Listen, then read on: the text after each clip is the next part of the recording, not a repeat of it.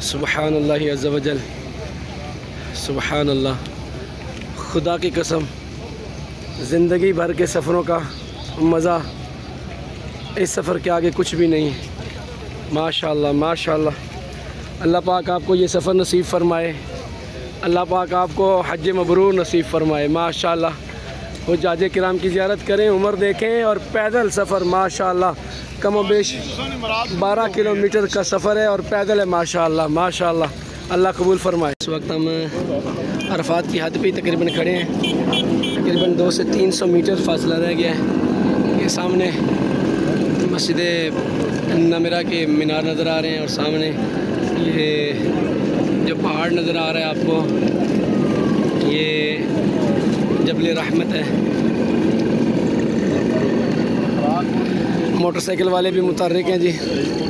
हालांकि इनको टिकट्स मिले हुए हैं, फ्री टिकट ट्रेन के। सुबह शौक़ से आए हैं, लेकिन अभी ये देखें इनकी हालत। 4-4, 5-5 एक मोटरसाइकिल पे जनाब लदे हुए हैं और मंजिल की तरफ रवां दवाएँ। अल्लाह कबूल करे इनका हज।